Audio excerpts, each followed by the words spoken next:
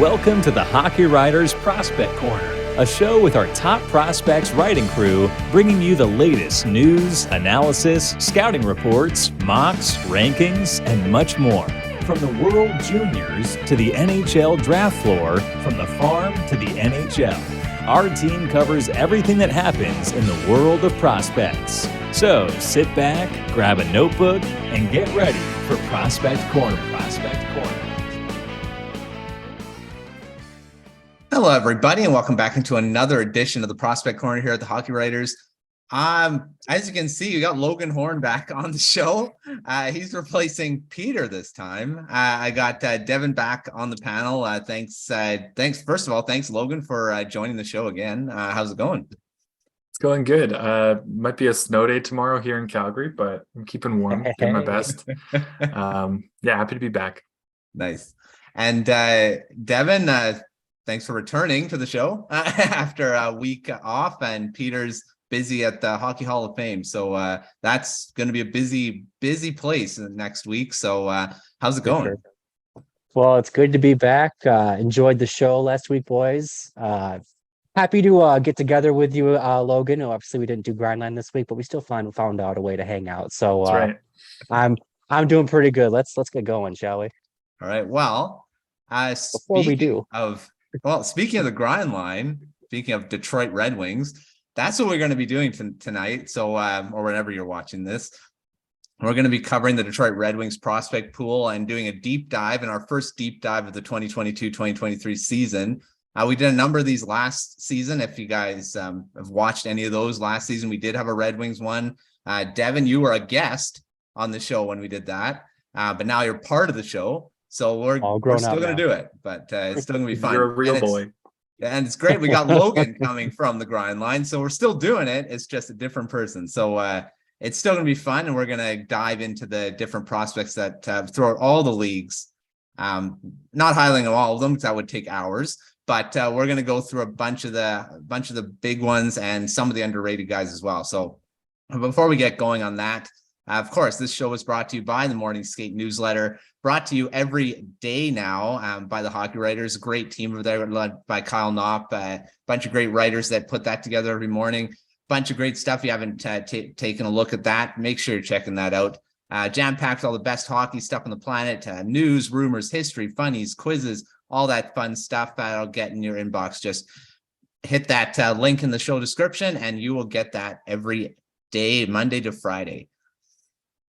All right, well, enough teasing. Let's get into this and start with, I almost forgot to add this in, and you guys can put, flame me in the comments. I almost forgot about the Grand Rapids Griffins adding on to the AHL part of this discussion, but we'll start there. We'll start with the Grand Rapids Griffins and the Toledo Walleye, and we're going to go through forwards and defensemen from each of the leagues and start talking about some of the big prospects. So starting with you, Logan, give us one top prospect that you think everyone should know about as part of the forward group in the AHL or the ECHL. Sure. I think I'm going to take the easy one, and I'm guessing Devin will just provide some more details. But Jonatan Berggren in Grand Rapids this year missed a few games to start with an injury. Has not been called up. There's been several call-ups because of injury trouble in the forward group in Detroit. But Berggren, since coming back into the lineup, has 7 points in 6 games. He was named the second star of the week in the AHL. I believe he scored an overtime penalty shot the other night to win the game, which is about as dramatic as possible. That's way better than a shootout win. This season, as soon as we knew that he wasn't going to make the NHL squad, you knew that this was a prove-it year for him. We kind of thought that's what last year was, and we thought he proved that he was good enough for the NHL. But with depth comes players on the outside, and that's where he was to start. And he has to prove that he's better than that. And his odds are looking pretty good now. I mean, yeah, he's been electric, honestly. So I wouldn't be too surprised to see him working his way up sometime this year, especially if the team starts to struggle a little bit, if their 5-on-5 play catches up to them and they need some extra offense in the top 9. I don't see that as a bad choice. So I'd go with Berggren. He's someone to keep an eye on for sure. Yeah, well, I mean, injuries happen. We've already seen it, like you said. So, I mean, Berggren's probably going to get a chance. I don't know if they want him, in the lineup unless it's maybe in the top 6. But I mean, the Red Wings are doing really well right now. They're in a playoff position. They're ahead of the Maple Leafs and a bunch of other bigger teams. Panthers in there too, and very exciting to be watching the Red Wings right now. And Berggren, I mean, if he ends up being up there, he'll be part of that. But I think right now is probably good in the AHL, tearing it up there. So definitely keep an eye on him. We've talked about him a lot on this show and on the grind line. So he's going to be in the NHL pretty soon, but doing really well with the Griffins right now. All right, Devin, over to you. Who do you want to highlight from the AHL and either the Griffins or the ECHL with the Toledo Walleye? Yeah, nothing wrong with Berggren, building up some confidence and kind of catapulting himself to the NHL, right? And speaking of building up confidence, I'm going to talk real quickly about 2 players that I think are quickly building confidence for themselves. One of them is Kirill Tyutyayev, a Russian prospect who was supposed to have his first full season in North America last season, and then it was cut short, like 3 games into the season. He went down with a season-ending injury. He was one of those players who really stuck out at like the prospects tournament last year. And, people, that was around the same time that, Kirill Kaprizov had just won the Calder Trophy. So, Red Wings fans were all excited that they have a Kirill the Thrill now too. But Yeah. that was put on hold for a year. And he's now back. He has played 9 games, has put up 4 points. And he's a smaller guy, definitely a smaller skill type of player. But when he's out there, he's kind of like a little engine that could. He definitely is. He's in on everything, trying to make things happen. And he's off the top of my head, he's either a 6th or a 7th round pick. So whenever those picks can amount to anything, you got to be excited about that. And then the other player I want to highlight, I'm only going to talk about briefly because I've already talked about him a few times on this show. It's got to be Hanas. Yeah. Another player who's off to a really strong start in the AHL, his first season in the NHL or in the AHL. 5 goals and 7 points in 10 games. Not too shabby at all. Half a goal per game. I've talked about this before. His playmaking is what really, kind of rise to the top last year. And now his goal scoring ability is kind of what has him on the map right now. So he's certainly adept at making plays and making things happen on the ice. And he's a former 2nd round pick. So that's, more or less what you want to see out of those types of prospects. So, Berggren obviously is kind of the cream of the crop when it comes to forward prospects, at least in Grand Rapids. But Hanas especially is giving, is proof that it's not just him down there. So, Wings fans should be very excited because depth is depleted, but they've got plenty of guys that can call up still. Yeah, it's great to be able to draw upon skill rather than, you have injuries and all of a sudden you're bringing up guys that are put into roles that they're not supposed to be in. So, I mean, it's good that you can, if a top 6 guy goes down, you can call up Berggren and he probably will fit in pretty well. He can play the power play. He can do all those things that top 6 forwards should be doing rather than putting a guy that's a 3rd line guy that maybe shouldn't be in those roles. So, it's great to have depth down there because injuries do happen. And that's great to have that in your back pocket. All right, well, let's move to the back end now. And there is a few really good defensemen and one we're probably going to talk about pretty soon here. Devin, we'll start with you. Defensemen that are part of the Griffins or the Walleye right now that you're really excited about right now in prospect world. Well, I'm going to briefly mention one player. I'm going to set this player up so Logan can knock it down. Okay. Unless you want to talk about somebody else, Logan. Sorry to be presumptuous. But Simon Edvinsson is doing his thing in Grand Rapids. He's got 8 points in 9 games. In every game he's played, he looks like one of the best players on the ice, and that's exactly what you want to see from a former 6th overall pick. He's definitely still adapting, still learning. But I've liked what I've seen from him. But the player I want to really highlight is a player that we've talked about on Grindline for sure, and maybe even this show as well. We've talked about him as a guy that really needs to have a good year in terms of finding his fit with Detroit, and that is Jared McIsaac. Hmm. He is second in defensive scoring behind Edvinsson. He's got 5 points in 10 games, so half a point per game. Not too shabby for the young man. And he's health has been the reason why he's kind of fallen by the wayside since he was drafted in 2018. And so last year was his first full season since his draft season. So that's a crazy thing just in and of itself. And now this year is where he gets to really build on what he did last year. And so far he is, like I said, half a point per game. And he's playing like a player who has a year of professional hockey under the belt. He's not as jittery. He's not making rookie mistakes. He's starting to play with some real confidence. Not a veteran by any means of you can't even stretch the definition to make that work. But he looks comfortable, and that's what you hope to see. Again, 2018 draftee, so he's same age as Berggren, and Berggren's knocking on the door. So I still think McIsaac's in tough. Just when you look at the list of left-handed defensemen in Detroit's pool, there's a lot of them. Like I said, McIsaac's in tough, but for him to continue, if he continues to do what he's doing, at least now to start the season, I like him as a player who can maybe push for a spot in Detroit, or at least really kind of, force Detroit's hand and get him somewhere where he can play, because so far so good for him. And that's, like I said, exactly what you hope to see out of a player who's had a tumultuous road up to this point. Yeah, well, sometimes defensemen take longer to develop. That's just how it is, right? And top end guys, first rounders, usually take a little shorter, maybe. Even then, they do take a little longer to develop. So got to be patient with some of these guys. Not everyone's Moritz Seider that jumps into the NHL pretty quick and dominates. But Edvinsson's having some, he has to play in the AHL. He's not in the NHL right now. And with that, Logan, do you want to talk about Edvinsson, or you got someone else? No, I'll go for Edvinsson. I'll gladly talk about him.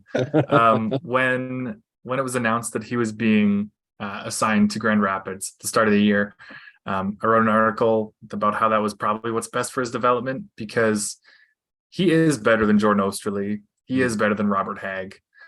Yes, the Red Wings would be better if Edvinsson was on their third pair right now. But they're doing this. They're playing him in the AHL because it's what they think is best for him long term, to make him the best player when they're a good team, not just when they're punching above their weight class a little bit like they have to start the year here. They want him to be the best defenseman he can when they're ready to dominate the league, honestly. And he's looking pretty good in the AHL. Early returns are great, like Devin said. 8 points, 9 games. I didn't check today. He was near the top of the list for U20 scorers in the AHL, not just defensemen. Top defenseman scorer in the AHL among U20 players. Just a handful of forwards above him, which is impressive in his first year there. He's still making young defenseman mistakes, still adjusting to North America, but to be able to do that while succeeding in a big role in this league is great, instead of learning those lessons while losing and failing and turning over the puck to goals in the NHL every other night. I think that's going to be good for him in the long run. Maybe he doesn't last the whole season in the AHL. He's too good to be there, but they'll leave him there as long as they think it's helping him. Maybe that's the full season. Maybe that's just another week. Maybe it's a couple months, but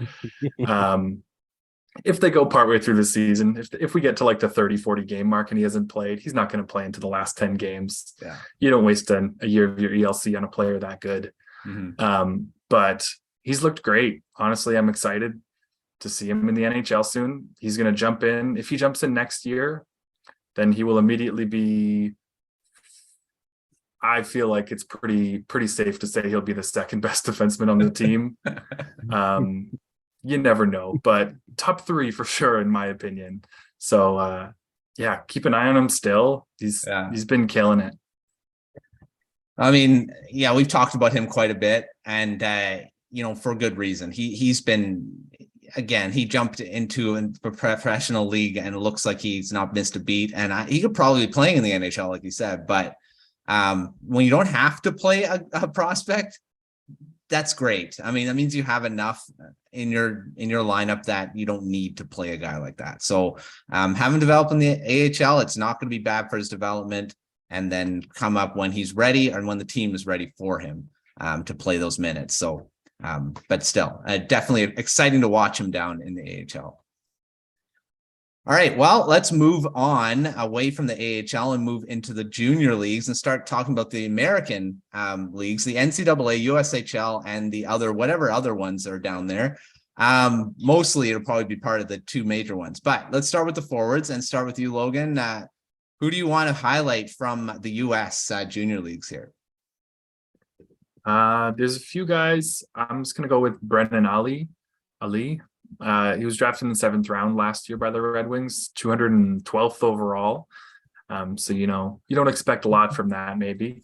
He spent last season, his draft year, just dominating the high school circuit.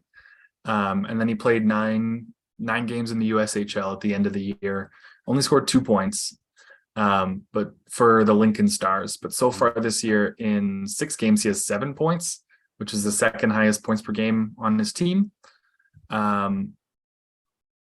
He's been playing great. He's a center. He never takes a shift off. He's just fights, applying pressure all the time. He's going to play for the University of Notre Dame next season, so we can watch him in the NCAA take another step up in, going from high school to USHL to the NCAA is a pretty linear path upwards. But early returns are great in the USHL. That's a 7th round pick. Yeah, that's not nothing from a 7th rounder. That's a pretty positive start. So if you can keep building on that, and if you can, just start to play his game against stronger and older competition as the next couple of years go, he could be someone that could sneak somewhere that you won't be thinking about him. And then all of a sudden, oh, who's this guy that just got called up when we had an injury? and it's him. Who knows? I'd keep an eye on him though. Just off to the side. He'll take a couple of years, but he might be something. Yeah, it's great to have those guys. Like, if you anyone watch this show, everyone, I love the late round picks and guys that just come out of nowhere and perform, which is, there's a lot of them lately that have been able to do that. So, and the Red Wings have history of having late round picks perform and be big time players. Henrik Zetterberg, Pavel Datsyuk, 2 big ones. Thomas Holmstrom, I believe, was a late round pick too. So, yes, they're way in the past, but they've had some history with later round guys being able to perform. So, yeah, I would keep an eye on anyone that's in the later round, especially for Detroit, because their scouting staff's pretty good. All right, Devin, who do you want to give props or highlight from the forward group from the U.S.? Well, when you talk about the top forward prospects in the Red Wings prospect pool, you usually talk about 3, maybe 4 names, depending on how you define prospect. Berggren's one of them. Marco Kasper is one of them. And the other one that I have in mind is Carter Mazur. And Carter Mazur is a heck of a prospect, and he is showing that he's showing it a lot to start this season. His sophomore campaign with the University of Denver, the reigning champion University of Denver, and this season he's got an A on his jersey. So if you know anything about me, you know that I really like players that are leaders on their teams. I think that teams don't usually give those out willy-nilly. I think players earn them. And if you earn a letter, I think that speaks volumes about who you are as a person, who you are as a player. And I've said this before on Grindline. I think Mazur's like the built-in replacement for Tyler Bertuzzi. If you like how Tyler Bertuzzi plays, you're going to love how Carter Mazur plays. He's a player that when he was younger, he was coached by Chris Draper, the head of scouting. So, Draper knew what he was doing when he was drafting that kid. And also he's a player that, as he continues through his career and eventually goes pro, I think he's going to be one that fans fall in love with, not just because of his scrappy, play style and such, but he's also just kind of a character.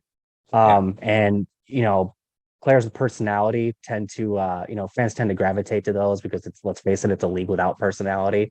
Mazur definitely has a personality, and he's got skill to boot. So, like if you aren't on the Carter Mazur hype train like Logan is, I highly suggest that you get on that train, because that train is coming. I would not be surprised if he is in my neck of the woods to end this season. And by that, I mean Grand Rapids. Yeah, well, again, I think hype train Delaney's on that hype train too. So it's getting full. It's getting full right now. Oh yeah, so, there's plenty of room. It's plenty of room to keep going. So join the Carter Mazur hype train because he's going to be really good. 10 goals in 10 games, I think. Yep, 13 points. Yeah, he dominated the World Juniors too. So Mhm. yeah, he's going to be a guy to watch for sure. All right, well, let's shift to the defense now. In bunch of these leagues, there's a few. So Devin, we'll start with you on this. Who do you want to highlight that's from the back end? Well, I'm not going to stray too far. In fact, I'm going to talk about somebody who was Mazur's roommate, and I'm talking about Shai Buium, his teammate at the University of Denver, a 2021 second-round pick. They traded up to get him in that draft. And if Yzerman's trading up to get you, I think that you should put a magnifying glass on that guy because, all right, why Stevie Y want this guy? Yeah. And the reason why Stevie Y wanted that guy is because he's got some serious potential. And I think if you watch him for longer than 10 minutes, you'll see it. He's a player who likes to be kind of a general on the ice, so to speak. He likes to, make things happen. He likes to, he's a player who, unlike the power play where you have the guy on the point who's basically the quarterback of it. I think that's very much a Boom type of player. He's not Erik Karlsson, right? He's not like a all pure offense type of guy. In fact, I think he's actually got a pretty solid two-way game considering his age. Mhm. But I do think that he really excels when he's put into positions where he can move the puck with authority and make things happen on the ice. And to that point, in his sophomore season right now with the University of Denver, he's got 6 points in 10 games. That's pretty good for a defenseman, especially one who's only in his sophomore year. And last season when they won the championship, he had 18 points in 39 games. So he's on pace to smash his total from last year, or pass it. I don't know if he's going to smash it per se, but he'll pass it. And that's what you want to see, right? Steady growth. And I talked about, a little bit ago about how McIsaac's tough to make a name for himself in Detroit's system. Well, Bloom's one of them who's, giving McIsaac trouble when it comes to his future, because I think Bloom's kind of a longer term deal where like you can kind of afford to take your time with him. But once he is ready to go, I think he's going to be ready to make an impact at both ends of the ice. He's going to be a minute gobbler, 20 plus minutes a night. I like his what's the word? I like his mindset, just kind of his way about how he carries himself, I guess the right way to put it. I like how he carries himself on and off the ice. And I would not be surprised if I think he has another year in college probably ahead of him, but he'll be another player who's playing in Grand Rapids before we know it, and probably making a lot of fans, and we'll be getting excited about him joining the team here soon too as well. Yeah, well, when he was drafted, I loved that pick, and because he's got a lot of traits that are NHL type, what you want in a defenseman. So I mean, he's going to be another guy to keep an eye on as he keeps developing, because he's had a good start in the NCAA. He's already won a championship. So that's something a lot of prospects can't boast. So that's awesome for him. And he's off to another good start this season. All right, Logan, who do you want to highlight from the U.S. circuit that's on defense? Well, I'm sticking with the same guy, actually, Buium. I've just been really excited by what I've seen the last year, but also just early on this year. He's just taken a few levels up. Something that's a bit of a buzzword in prospect circles sometimes is deception. But what that looks like for him, like opposing forecheckers just have so much trouble pinning him down when he's got the puck and he's trying to break it out. Just head fakes, just like manipulating them with his eyes, making no look passes, just his edge work to, when guys can like point their skates in a direction specifically so that the forechecker thinks they're going to go that way, just to make a change faster than the checker can make it. and be free. He does that kind of stuff so often, and it kind of just is really fun to watch. But it makes him kind of slippery for such a big defenseman. I think that's going to be a lot of fun. Like Devin said, wouldn't be surprised if he plays another year in college before going to Grand Rapids, partly because Grand Rapids needs some space for him first. There's so many left-handed defensemen there, and that's not even counting Wallinder in Sweden. Yep. There's a lot of left-handed defensemen there, and they're not going to get trigger happy and make some trades until they have more than 3 or 4 guys that are ready for the NHL and actually playing. But they'll have to start thinking about it pretty soon, and he'll be a part of that. Buium will force their hand somehow. They'll either have to play him or trade him somewhere where someone can play him, because it's not going to be too long. Yeah. And that's the thing. There is a lot of lefties in the system. It's and they're all good. It's not like there's no guys that are going to be like, okay, we can get rid of him. So, I mean, it's going to be interesting to see where he goes. He probably will be in Detroit. I think, like you guys said, Yzerman traded up to get him. So, I mean, it's not like he's going to give up on him really quick. So, yeah. All right. Well, let's move up north and go to Canada and talk about some prospects that are in the various CHL team leagues. I add the BCHL. I don't know if Detroit has any BCHL guys. Probably not, I don't think, but I add them in anyway. So, Logan, we'll start with you. Who do you want to highlight from the CHL or any of the Canadian leagues up here? Sure. First off, not this year, but last year, Keenan Draper, Chris Draper's son, prospect for the Red Wings, was in the BCHL. Right. So you're covered. But I'm gonna go with Pasquale Zito, the Niagara Ice Dogs. I love this guy. Didn't know much about him until halfway through last season because he missed the entire OHL season that was canceled.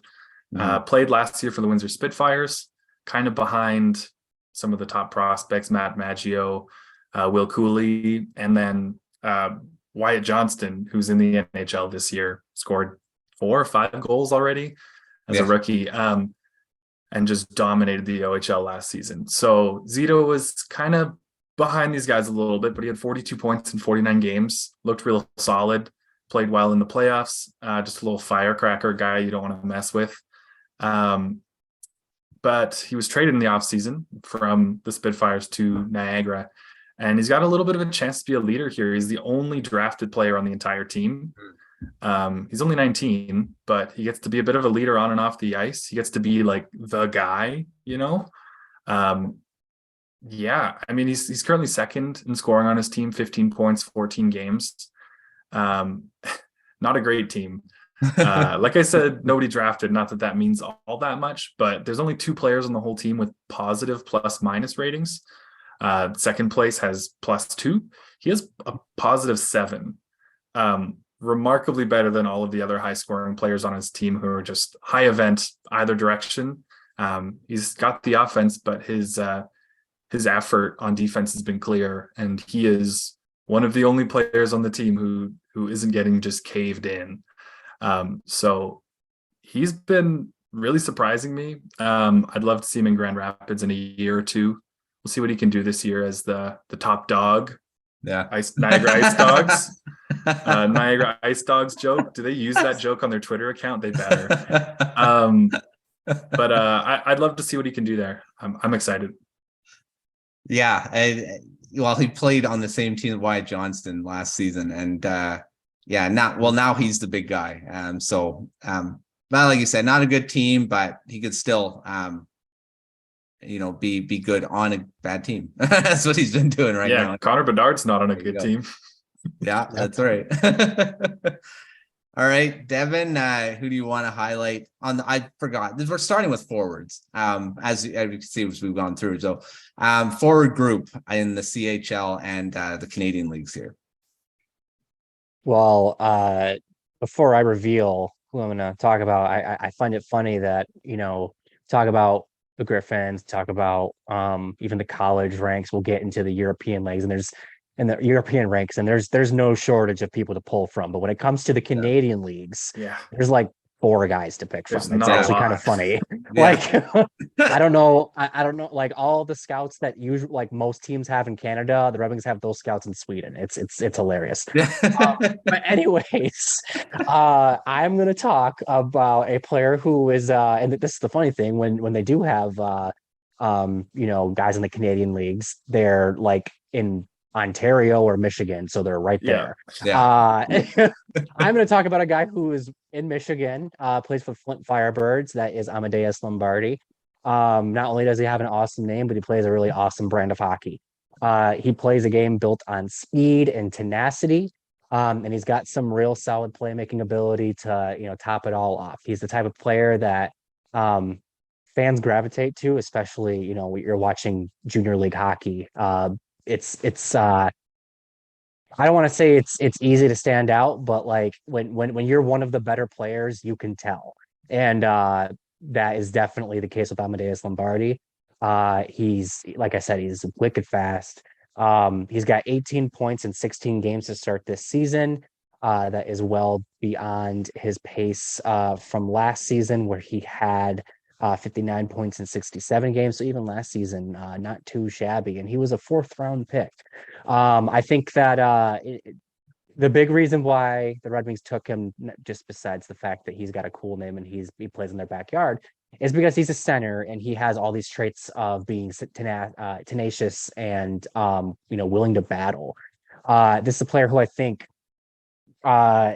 kind of has a lot of different paths he can follow to carve out a role in the NHL. If his skill doesn't necessarily transfer as he goes along, he's got the package to be kind of like a bottom 6 battle matchup center type of guy. If his skill and offensive production does transfer over, he might be a middle 6 guy, whether it's on the wing or down the middle, who can play with pace and make things happen off the rush. I'm excited to see what he does over the next couple of years because, like I said, the raw package is there with this player. I think it's just a matter of how it develops and how it looks as the competition gets better and better. But it's easy to look at this player and be like, oh, he's got the coolest name ever. He's the best prospect ever. But no, he's actually got some legitimate talents that make him a worthwhile person to keep an eye on when it comes to this prospect pool. So while the pickings are slim in the the CHL, this is a pretty darn good player to pluck from those leagues. Yeah, well, I love his name for sure. So he's first, he'll be noticeable because of that. So for sure. All right, who wants to talk about Tnias Mathurin? Because he's the only other guy. He's the only defenseman. I'll do it. Literally. Go ahead. All right, Logan, go for it. You're talking about slim pickings. Tnias Mathurin, or as Kyle Knopp calls him, Tnias Mathurin, is one of the only options here. But he's only played one OHL game this year, so not a lot to go on here.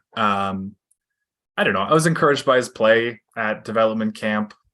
He's gonna need time. But another member of the all-world name team, like he's just a legendary name. But that's all I got. I don't know. I got excited just because I wanted to make the Kyle Knopp joke, but I want to get that dig in, Kyle. But I don't really have anything to say about Mathurin. It's a small sample size. He's only played one, like you said. He only played one game. It's a -1. Last season he had 15 points in 44 games. So I mean, 5th-round pick. Never know what'll happen. Another lefty. I mean, so it adds to the more. Yeah, there's so much left-hand defenseman. Has some good size, 6'3", 201. So, we'll see how he goes. But keep an eye on him if you're watching the CHL. There's those 4. The other guy is Jan Bednash. He's a goaltender. So there's your fourth guy. Oscar Plandowski as well. He's in the queue. That's right. Yes, I missed him. But yeah. There we go. So there's not many. There's not many guys to keep an eye on. So it shouldn't be too hard to keep an eye on the guys here. All right. Well, let's move on to the one that does have so many prospects in the Detroit Red Wings prospect system and has had them for years and years. Overseas, particularly Sweden. But let's go there and talk about a few guys. So Devin, we'll start with you. Who do you want to highlight from overseas? I want to highlight everybody. Everyone, Oh, Yeah, take a look.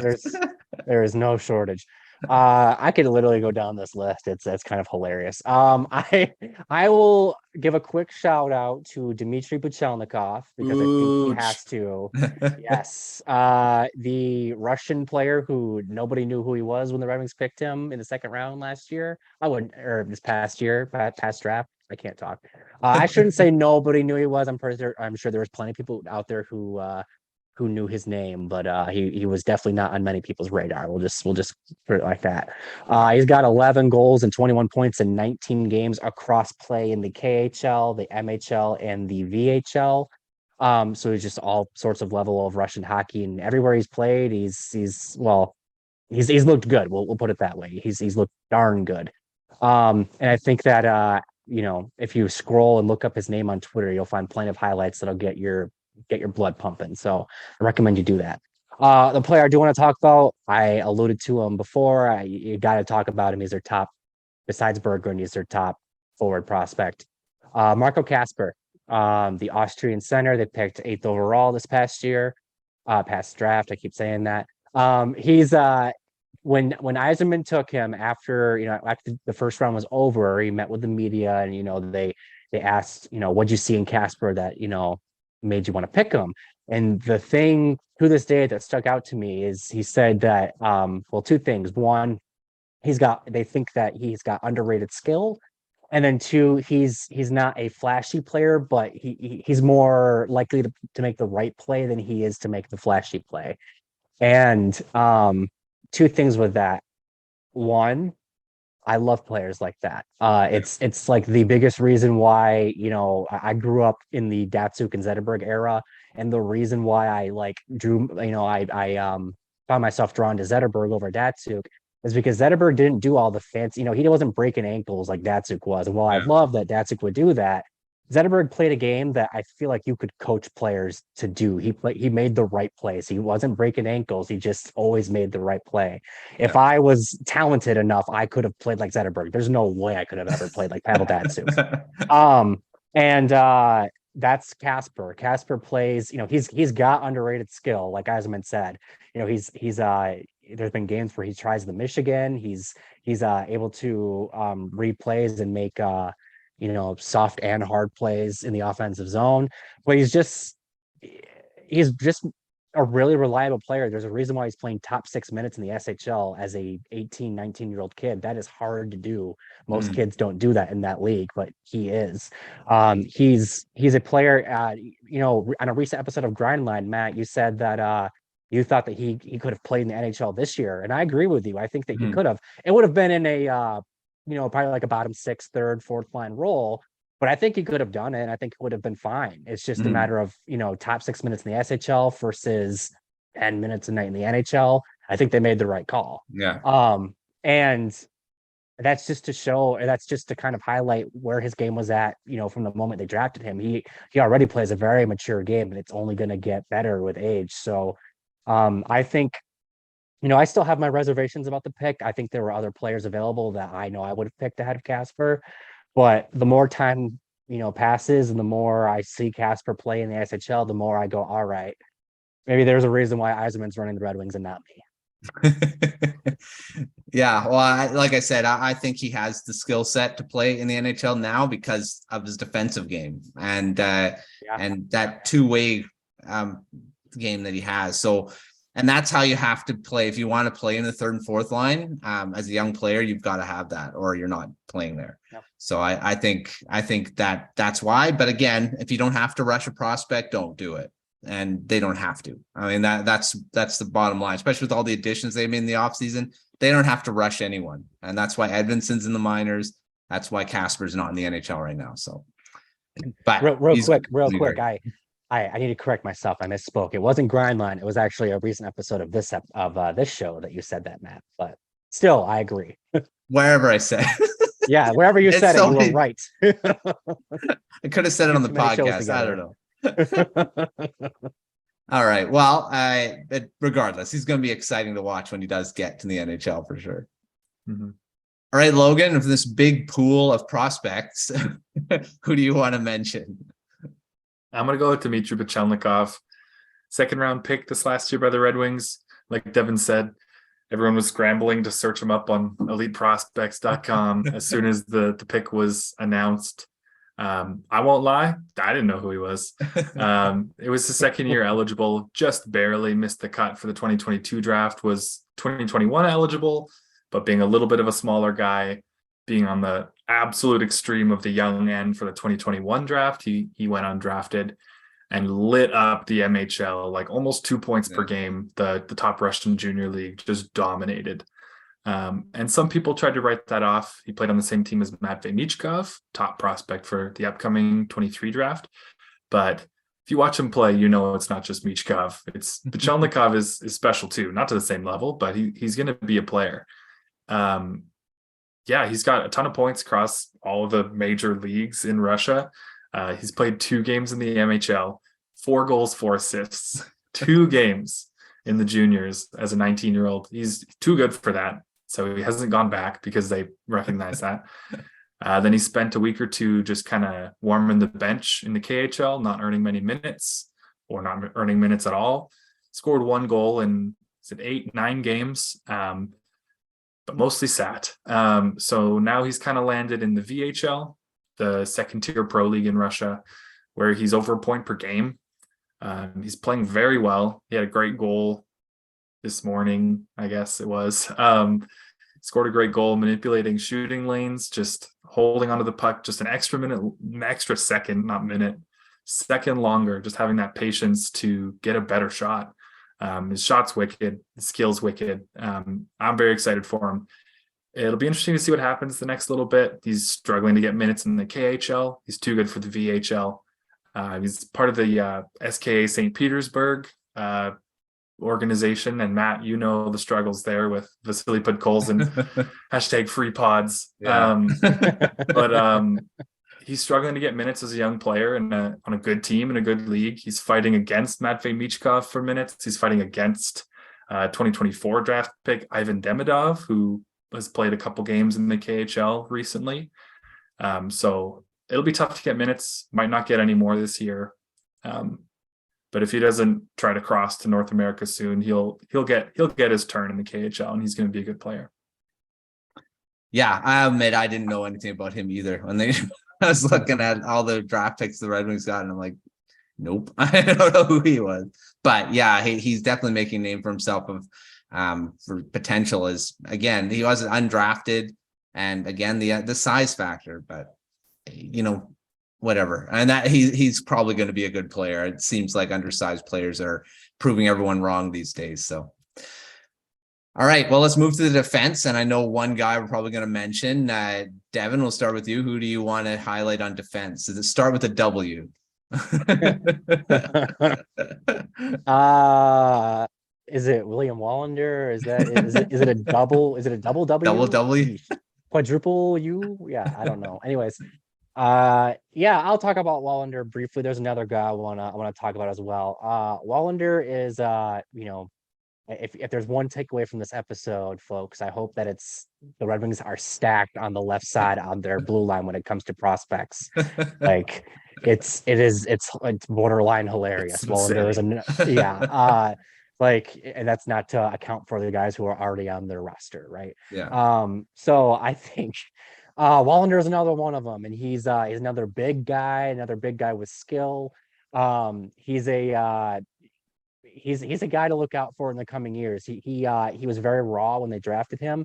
Over the last year and a half or so since then, I think he's really done a good job of rounding out his game and starting to become a really dependable player in a league, the SHL, that really demands two-way play from literally everybody on the ice. So good on him for adapting while also honing in on his skill game that made him such a high pick. Kind of harken back to an episode of Grindline, Logan, you mentioned him as a player who might end up being part of like a big trade package that the Wings make when they go big game hunting. And I agree with that as well. And that's kind of just a testament to how many freaking players are on the left side, because there's just not going to be space for all of them. And unfortunately, if you have a guy like Wallinder in your system and he doesn't have a way forward, you might as well put him, with another couple prospects or so and get yourself some help on the current roster. But real quick, the other player I would like to highlight, if you know me from this show or even Grindline, you know that I'm a big AJ fan, meaning Albert Johansson. Well, there's another Johansson who is also an AJ that I need to highlight, and that is Anton Johansson. Not related to Albert, believe it or not, but he is related to Alex Wenberg of the Seattle Kraken. But Johansson's, yeah, crazy family ties. The hockey circle is really small. But he's a right-handed defenseman, and as much depth as there is on the left side of Detroit's defense when it comes to the prospect pool, there is not that much depth on the right side. In fact, it's pretty barren after Gus Lindstrom, who is on the roster right now. So yeah, they could use help on the right side. I wouldn't be surprised if that's somewhere they really focus on in the 2022 draft. But Johansson, to his credit, and he was a pick in this previous draft, he's doing pretty well for himself. He's got 3 games in the SHL, but he's played most of his season in the J20 league. He's got 9 points in 17 games. He's a defenseman who he's known for his mobility. Like he's good, moving around with and without the puck. He's a player who likes to be engaged and be active in making things happen all over the ice.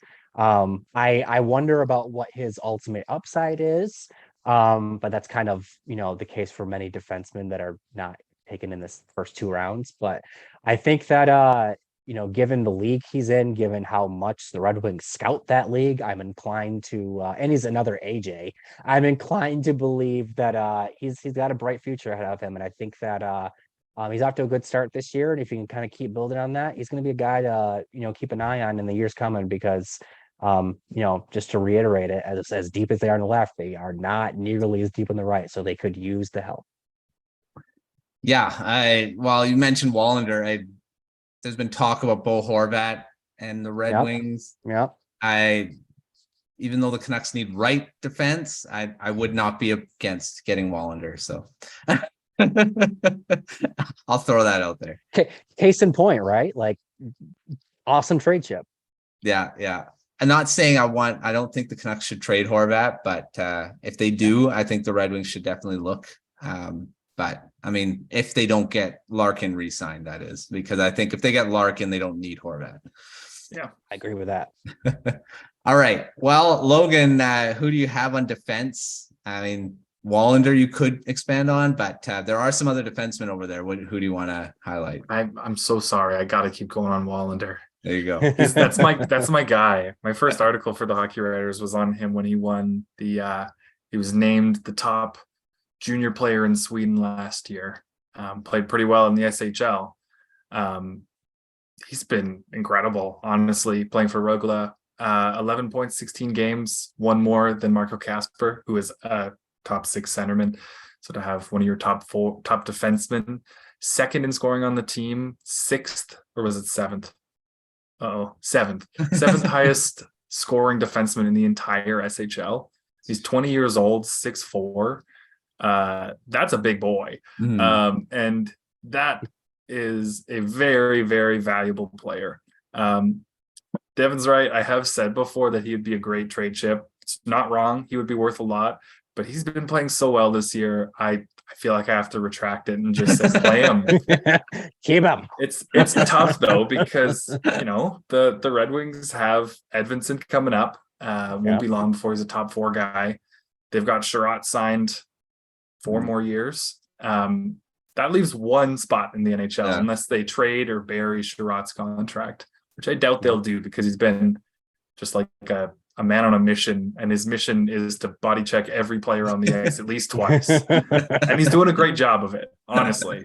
But that doesn't leave a lot of spots. If Wallinder earns that, great. If Wallinder, as good of a player as he is, if he doesn't crack the lineup in, say, 2 years, like, that is an incredibly valuable piece that you're just sitting in the booth, or that you're sitting in the AHL. Yeah. And who knows, maybe if he's the one on the outside, or one of the 6 on the outside, as we've said, there's a lot of them, then sure, yeah, he could be moved. But he's been excellent. He's not just an offensive guy, even though he's got tons of points. Like you were saying, Devin, the SHL demands a lot of players, and young players don't typically earn that much responsibility because they don't have the physicality, they don't have the size or strength to deal with the defensive responsibilities they're given in such a tough league. Yeah. He's excelled last year and this year as well. Also in the CHL, not the Canadian one, the Champions Hockey League in Europe. He's, I believe, a point per game, which is just absurd. Yeah. So keep an eye on him. He's just going to be crazy, and he's going to come over next year and watch out. He's going to make the third pairing or something like that. I don't know. He's good. Well, like you say, I don't know. Hopefully he isn't part of a trade package because of how much depth there is, because it'd be great to see him in a Red Wings jersey or a Canucks jersey. Give us Quinn Hughes. 1 for 1. No. But yeah, he's going to be really good wherever he plays in the NHL. So, all right. Well, we can't end a show without talking about the goaltenders, because we've talked about forwards, defense, but there is one guy that made his transition to pro. He's been going between the ECHL and the AHL. That is Sebastian Cossa. So we got to talk about him. Devin, we'll start with you. How have you liked his game so far in the pro leagues early on? Well, I like that he's certainly getting to know the West Michigan to Northern Ohio area. Like, he's definitely got that part of the United States like locked down at this point. So good on him for familiarizing himself with the Midwest. Yeah. But as far as his play on the ice, I've been completely fine. I think that his results have been as expected. There was a legitimate question as to whether or not he was actually gonna, go pro this year. Mhm. There was some debate of whether or not maybe he needed to go back to the WHL. And instead he, like you said, he finds himself yo-yoing. And I think that's fine. I think that he's done well for himself in the ECHL. I think he's had at least one game where his numbers weren't where he would like them to be.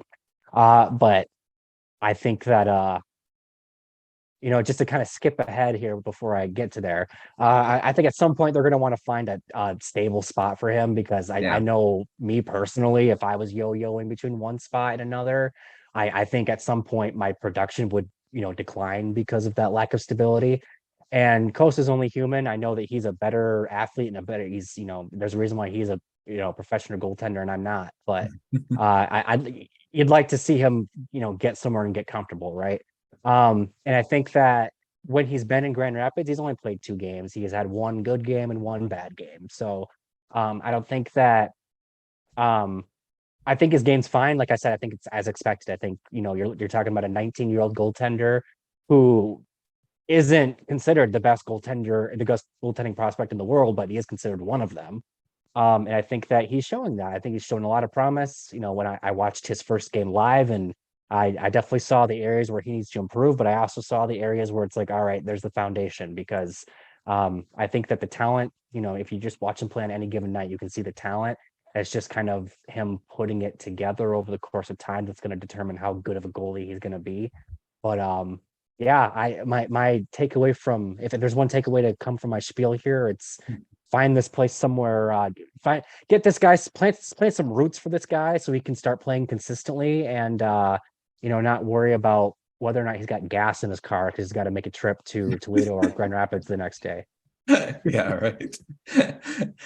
All right. Well, Logan, you have anything to add to that? Be really great assessment of Cossa there. Yeah, just a little bit. I just like that the timing of some of the top goaltending prospects arriving in North America as pro goalies this year is really fun. It's going to lead to a lot of comparison over the next few years. Yaroslav Askarov with the Norfolk Admirals, Nashville Predators prospect, and Jesper Wallstedt playing for the Iowa Wild. It's kind of fun. We can compare them all year. Yeah. I mean, Costa is the only one who's played in the ACHL, but that's just because they want to get him minutes, and I'm happy to see him get games. Yeah. I agree with Devin. It'd be nice to see him stick somewhere, whether he's the AHL backup and he does just okay over the course of the year, or he is like a tandem guy in the ECHL, gets a decent amount of games. I'm just happy to see him in the pro leagues and not back in the WHL. It's good to see him kind of stripped away from the really good Edmonton Oil Kings team that he was a part of for a few years there. Because we've always been wondering, like, what'll he be like when he's outside of that? And we see him at the World Juniors or at development camp, and he's a little shaky, and we're like, but he's been all right. He's been as expected. We didn't expect him to come out just dominating the AHL. He's a kid. So I'm just happy to see him. I'd rather see him be okay in a professional league than dominate juniors. It's just much more applicable experience to hopefully one day being a good goalie in the NHL. So I'm happy to see him bouncing around the Midwest, as Devin said.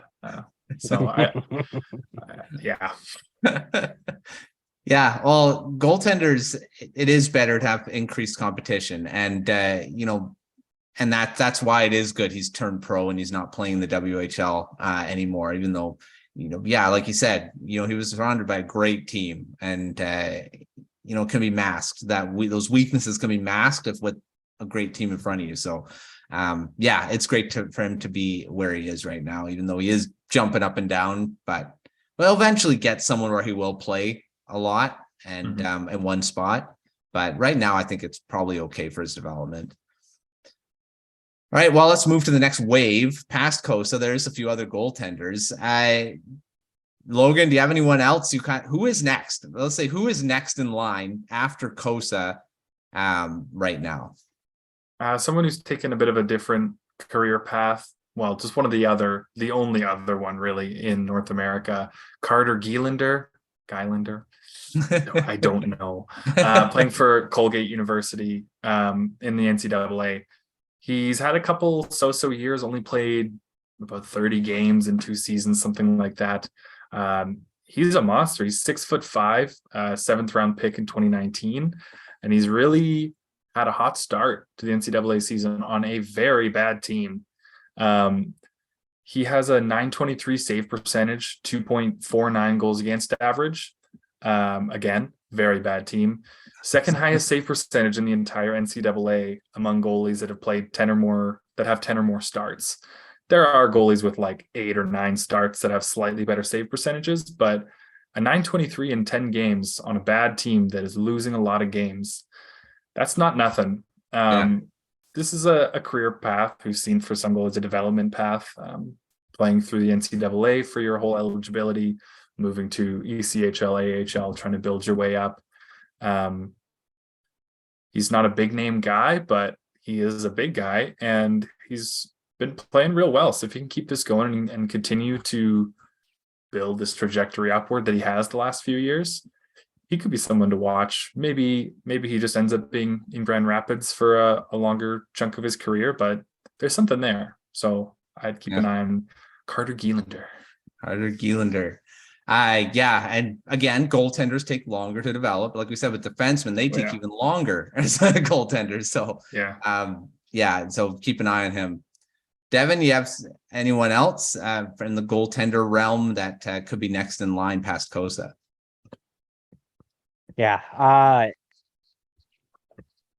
It's interesting, right?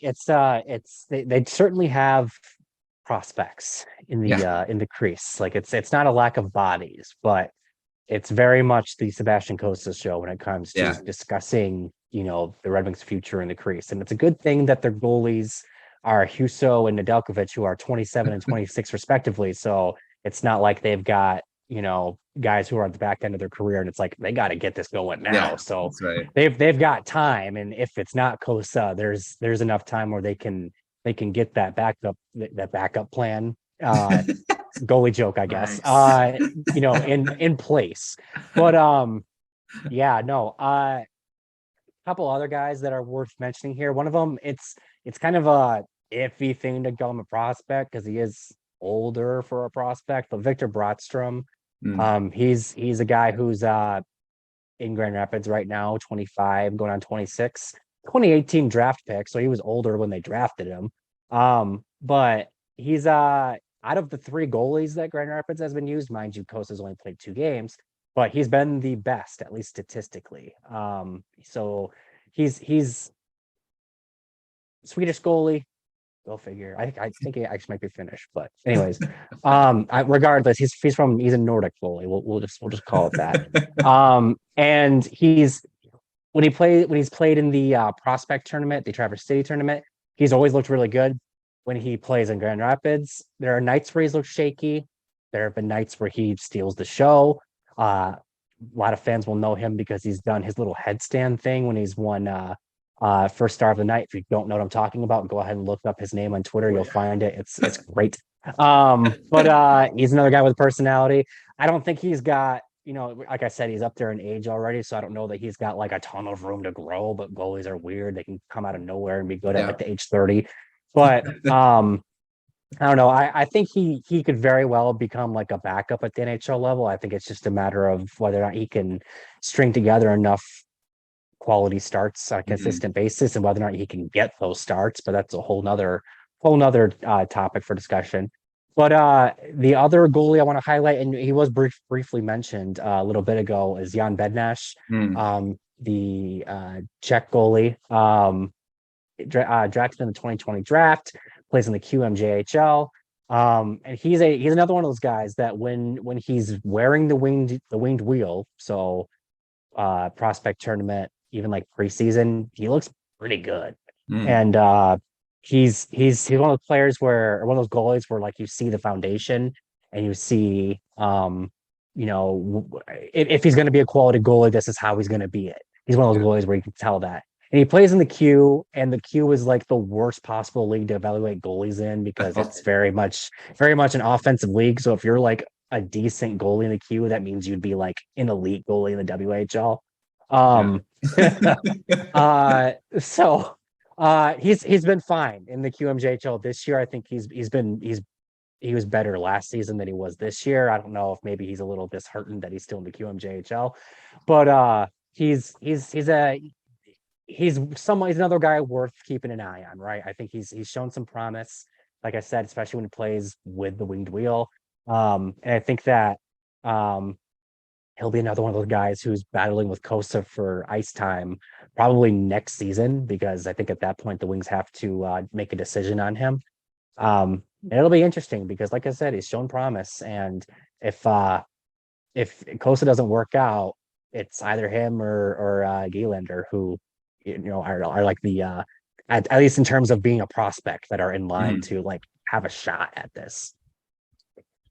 Yeah, well, it's good they have Cossa because I think he's obviously he's the next one, and that they have Husso and Adelkovic, right? There is a reason why they made that move to get Cossa in the first round, because they needed it.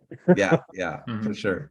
And also, you're not going to constantly get good 27-year-old possible starting caliber goalies for a third round pick for much longer when the cap keeps going up. It seems like a one-time thing that somehow became a 2-time thing, but I doubt it's a 3-time thing. Yeah, he did it twice. Yzerman got 2 goaltenders with that. Just draft picks, right? So so it'd be interesting to see who could be. I mean, may never see any of those guys in the NHL. I mean, that happens with goaltenders, but definitely to keep an eye on them for sure. In theory, you don't want to see them, right? Because that means Cossa worked out. But right, yeah. For their sake. Their sake somewhere. Yeah. Maybe not Red Wings, but somewhere. Yeah. All right. Well, let's get to some quick questions. And I mean, we always love these guys, and these are underrated gems that could potentially become steals, like the Zetterbergs, Datsyuks, guys that are drafted way late that become elite players. And these are very hard to predict, but let's do it anyway. Devin, who do you have as from this system? And it could be someone we mentioned already that could be the biggest return for a guy that was drafted or even undrafted. There's this is where having a bountiful prospect pool gets tough, because in theory, So there's many a of lot them. of yeah. I mean, even Keenan Draper could pop up and become Yep. something because he's got that in his blood, right? A player that I'm gonna throw out two. One of them's kind of service to our host here, Matt. One of them's I'm gonna say Emil Viro. I think that he was a third round pick, so he's not like a late round gem or anything, but he flies under the radar because again, the Wings are loaded on the left side, and he's another one of those guys. Yeah. So he might get lost in the shuffle, so to speak, but go watch a few other episodes. We talk about him a lot, and there's a reason why we talk about him a lot. And then the other player I want to talk about is somebody I talked about before, and that's Kirill Tyutyayev. Like I said, he's a little engine that could when he's on the ice. He's got skill. He's tenacious, and I had to double check. He was a 7th round pick, so he definitely qualifies for a hidden gem. As long as he stays healthy, like I said, that was his thing last year. That's why he didn't, wasn't able to actually put together a season. I think he has the makings of really, making a name for himself in this prospect pool. As deep as they are on defense, they have some depth on the forward, but it's not nearly as deep, at least as far as Grand Rapids is concerned. And I think that Tyutyayev plays a skilled game, and he's the type of player that likes to make things happen when he's on the ice. So if he continues to show good progress, I don't think he's going to be in the winged wheel this year. Maybe not even next year, but he'll be knocking on that door pretty soon because I like what I've seen from him, and he's one of those players that fans can get behind for many reasons. There you go. I thought you probably were going to mention him because I'll be keeping an eye on him now too for sure. All right, Logan, who do you want to highlight as an underrated gem and potentially surprise everyone and become an elite player in the NHL? My picks for that, one, neither of them are super late, but one is Amadeus Lombardi, 4th round pick this year. I just love the skill. He's just very confident, as you could tell at the first development, the red versus white game when he pulled off the Michigan goal. That was pretty fun. I mean, that's just a little taste of it, but as Devin was saying earlier, just the speed and the skill are there. And if the speed is the only thing that translates, which I mean, either like that one is pretty simple to tell if it's going to. Are you fast? Yes. Okay. How we translate? You're going to be fast still. But if that's all that works out for him, he could be in the NHL, and he could be a decent guy on just a quick bottom 6 guy that just keeps the puck moving all game and keeps hitting people all game, whatever. But if the skill can translate, he could just move up and up and up. He's got a ton of potential. That's what you draft for. It's one of those home run picks, home run swings, I guess. Yeah. If he doesn't hit, that's all right. But I would like to see him, partly just because I want that name in my life for a long time. But then my other pick would be, again, not a super late guy. I think he's early 3rd round or first pick of the 3rd round, Donovan Sebrango. Kind of overshadowed by a lot of it. I mean, if you've heard this before, left-handed defenseman. We've covered almost all of them. Almost all of them. Here, we'll get one more in. Donovan Sebrango, I love this guy. If you watched any of the World Juniors, him paired with what's his name? Dallas or Anaheim prospect defenseman. Do you guys remember? Olin Zellweger. Zellweger, that's the one.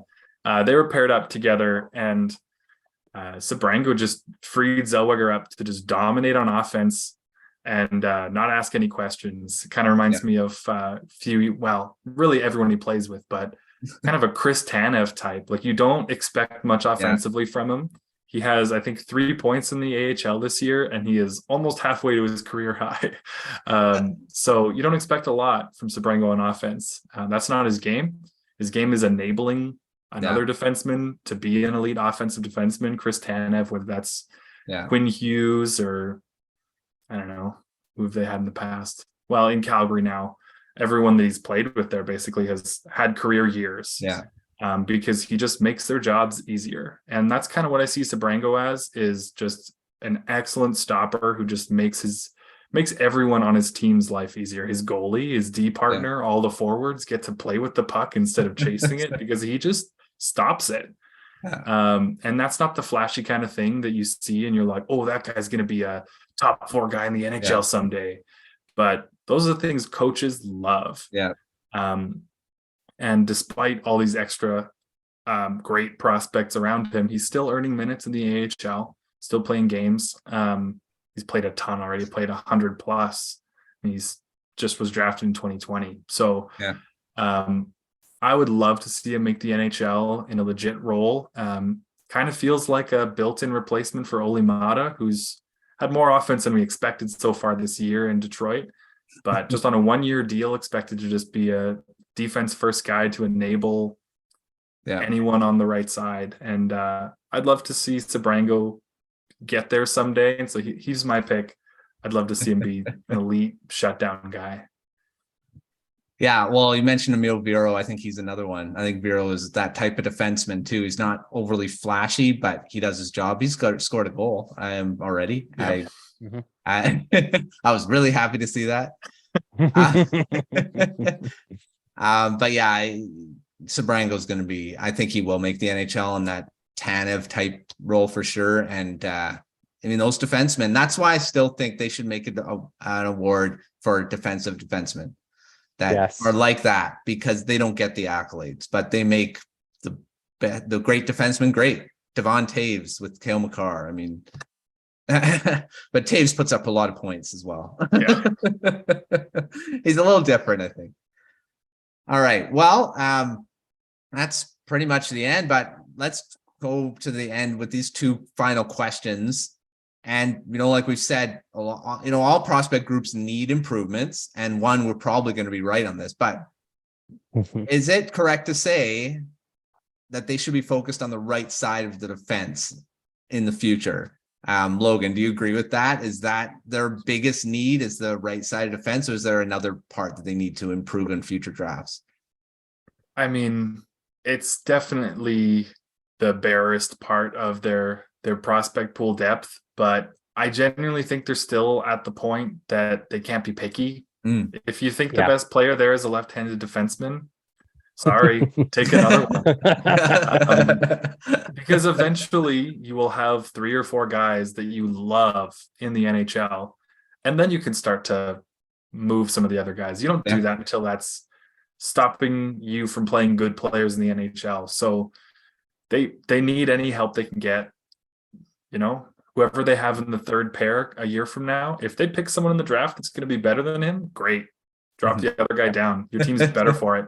So I don't think they're ready to be picky. If you're in like the Colorado Avalanche's shoes and you've been like contending for multiple years, then maybe you can get a little picky, but or you're a piece away or something like that. But I think just right-hand D is the biggest need, but I'm always going to support best player available, really. Yeah. Oh, I'm the same thing. If you have strengths, you can deal from the strength to address a weakness. Sure. So, Devin, do you agree with that? Best player available, they should keep going with that, or should they address the right side in future drafts here? Yeah, generally speaking, I agree. They're still at a point where it's best player available. I think that they can kind of take a calculated approach, where, if there's 2 players on the board they really like, and one of them's a left-handed defenseman and the other one's, say, a center, we'll just say, maybe they can kind of convince themselves to take the center because they're set on the left side until like 2040. But I agree with the sentiment that, like, if the best player on the board is a left-handed defenseman, don't take the second best player and take the best player. Yeah.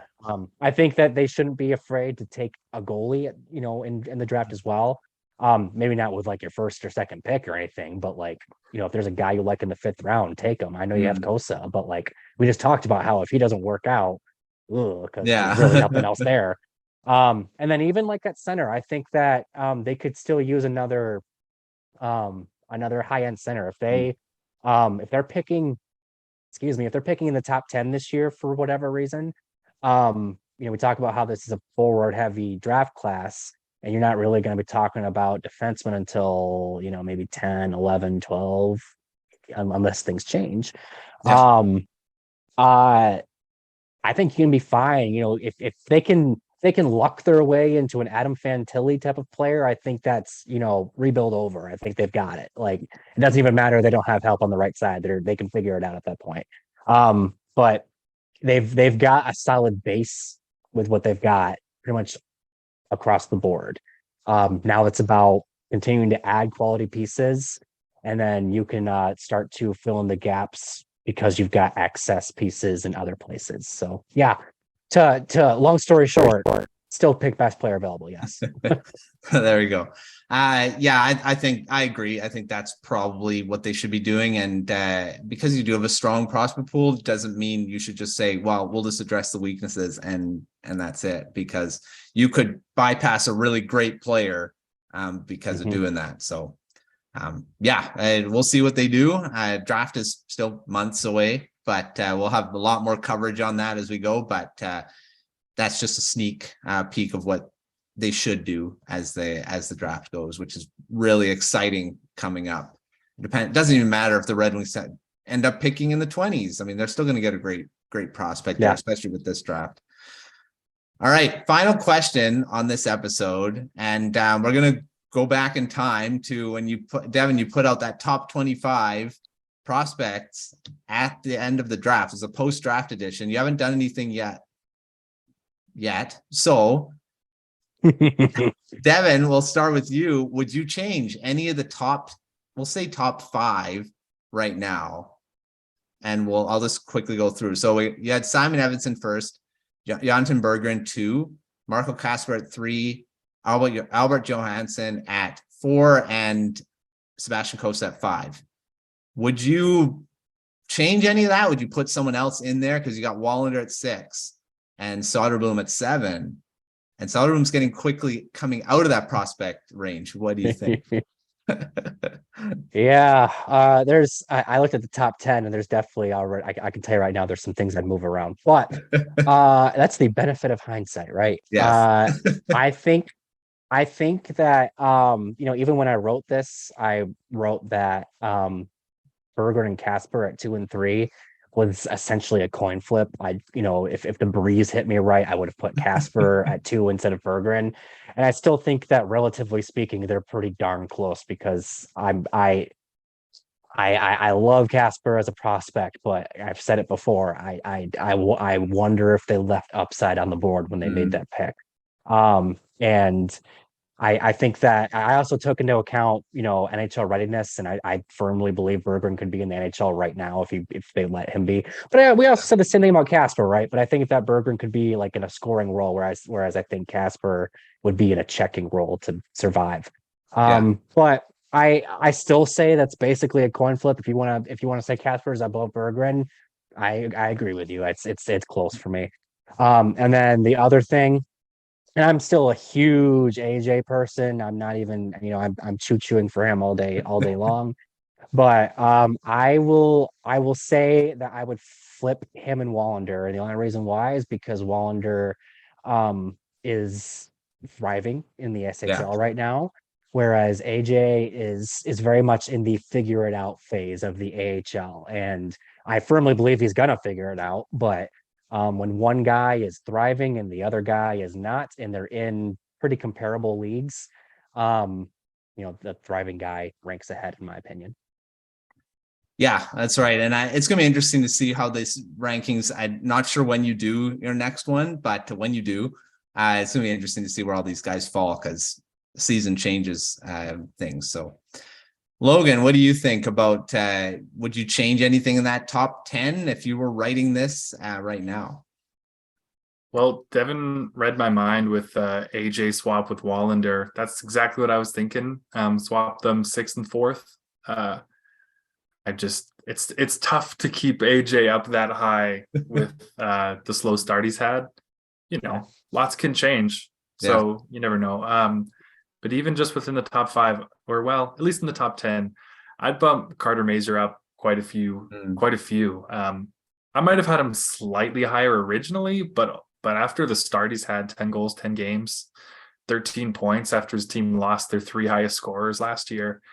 That's pretty impressive. I'm very excited to see him soon. So he might be, I don't know, he's 9th on yours, and I might have him as high as 6th or 7th. I like him a lot, or maybe even 5th. Who knows? Don't Cossa down one. I don't know. I like him. Pipe train. Come on. Yeah, I would probably put Mazur around there too. But just scanning through this top 25, it's insane how many good players are on this. So cannot say that for the Canucks when I can't even do a top 25 and like a top 4. I've got a 7th round pick as the so and that's nothing against Aiden McDonough. McDonough shouldn't have been drafted in the 7th round, but yeah, that's fair. Yeah. All right. Well, that's the Red Wings prospect pool. I mean, we obviously didn't highlight everyone. Read that top 25 list. There's quite a few. We didn't do everyone. We did a lot of them. Over this hour and a bit. But thanks for joining us on our first deep dive of the season. Thanks, Logan. Thanks, Devin, for bringing your expertise to the Red Wings. Logan, for back-to-back episodes. Of course, you're welcome anytime. And this was perfect because you're a Red Wings writer. So this really lined up pretty great. So thanks for coming on again. I know. Happy to be here. Happy to help out again.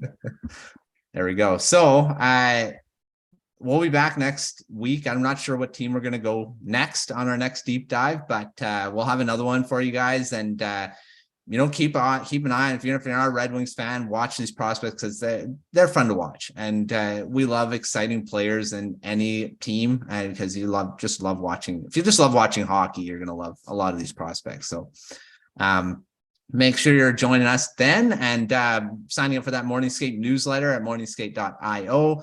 And thanks, Devin, again. Thanks, Logan. And we will see you next time on another edition of Prospect Corner.